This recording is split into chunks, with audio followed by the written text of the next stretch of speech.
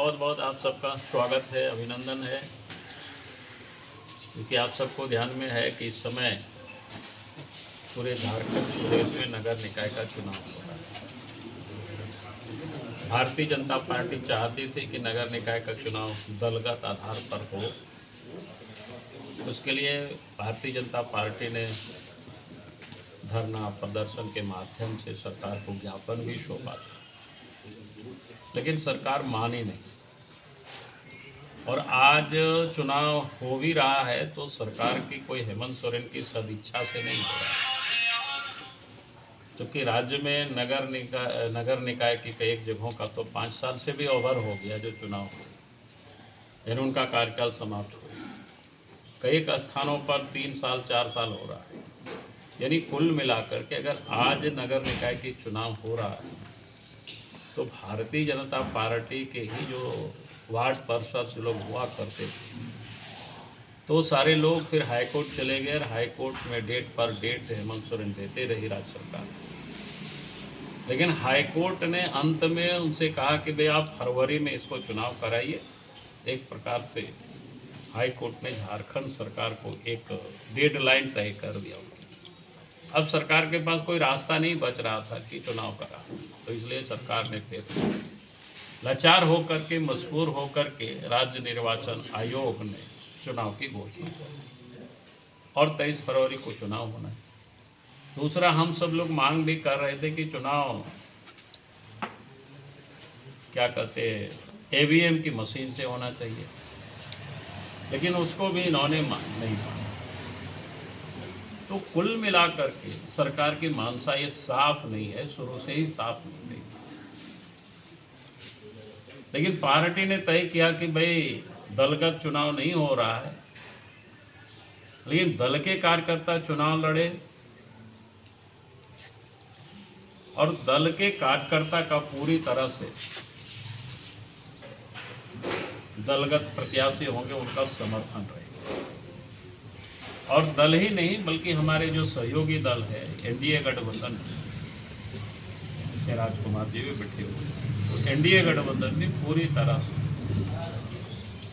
जो दल की ओर से समर्थित जो प्रत्याशी होंगे उनके सपोर्ट में सब लोग काम करेंगे और उनको जिताने का भी लोग काम करेंगे। गिरिडीह नगर निगम के चुनाव में दल ने तय किया है कि यहाँ डॉक्टर शैलेंद्र चौधरी को पार्टी के कार्यकर्ता मदद करेंगे, सहयोग करेंगे, लोग काम भी कर रहे हैं। लेकिन मैं एक बात जरूर कहूंगा कि जिस प्रकार से ईवीएम से हट करके झारखंड सरकार ने बैलेट पेपर से चुनाव कराने की हमारे कार्यकर्ता तो पुख्ता व्यवस्था कर ही रहे हैं, पोलिंग बूथ से लेकर के मतदान के दिन से लेकर के काउंटिंग रूम तक, काउंटिंग एजेंट तक की व्यवस्था प्रत्याशी करेंगे। लेकिन हम जरूर चाहेंगे कि राज्य निर्वाचन आयोग से कि हर पोलिंग बूथ पर स्टैटिक्स फोर्स को खड़ा करें। बल्कि मैं तो कहूँगा कि झारखंड की जो पुलिस है वो सरकार के विरोध में कितना ईमानदारी काम कर पाएंगे ये शायद बहुत कठिन है। इसलिए राज्य निर्वाचन आयोग से हम मांग करेंगे कि अभी भी समय है, केंद्र सरकार से बात करें, केंद्र के गृह मंत्रालय से बात करें और central paramilitary force her polling बूथों पर खड़ा करे ताकि मतदाता निर्भीक होकर के, निर्भय होकर के मताधिकार का लोग प्रयोग कर सके। बहुत बहुत और क्या क्या आशंका है कि और क्या गड़बड़ी हो सकता है?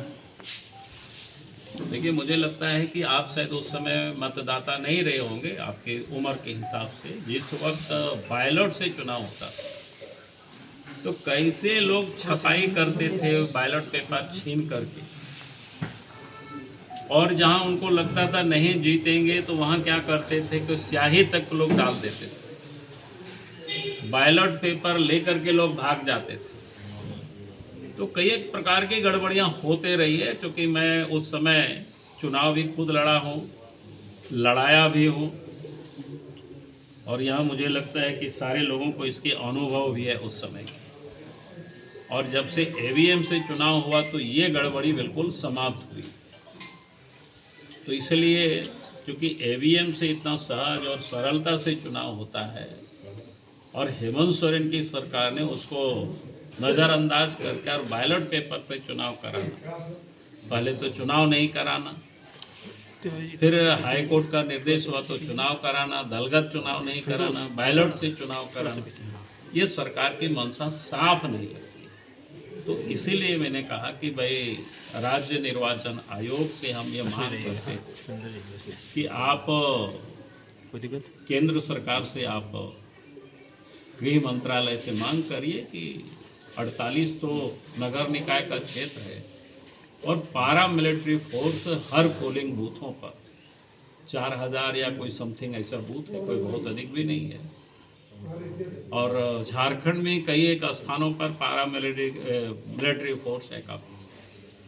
तो चुनाव निष्पक्ष हो, मतदाता निर्भीक होकर के लोग मतदान कर सके, ये मेरी मांग है। बहुत बहुत है सर, जब से चुनाव की घोषणा हुई है सर, तब से भाजपा में फूट देखा जा रहा है, ऐसा क्या? अरे भाजपा में कोई फूट नहीं है, कई लोगों की इच्छा होती है चुनाव लड़ने की, तो कुछ ने नॉमिनेशन फाइल किया है, हम लोग कोशिश कर रहे हैं अंत समय तक मामला ठीक ठाक हो जाए। वैसे नेताओं पर क्या कार्रवाई कर रही है? अब जो भी हमका कार्रवाई अभी क्या, अभी तो बहुत समय है ना, हम लोग बातचीत करके लोग मान जाते हैं, समझ जाते हैं अंत समय तक।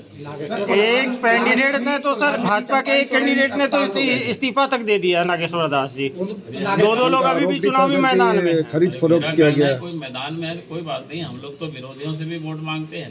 लेकिन चंपाई सोरेन तो खामोश से कुछ नहीं कर रहे हैं। कोई खामोश नहीं है भाई। नागेश्वर दास ने तो टिकट बेचने का भी आरोप किया। अब मेरा कहना है कौन क्या देखे, कभी कभी गुस्सा में बहुत प्रकार की बातें लोग बोलते हैं, तो बाकी हम लोग देखेंगे। संगठन से और कौन कौन बड़े नेता जो है दूसरे दल कौन कौन जुड़ने वाले हैं, ऐसा चर्चा सुन रहे हैं?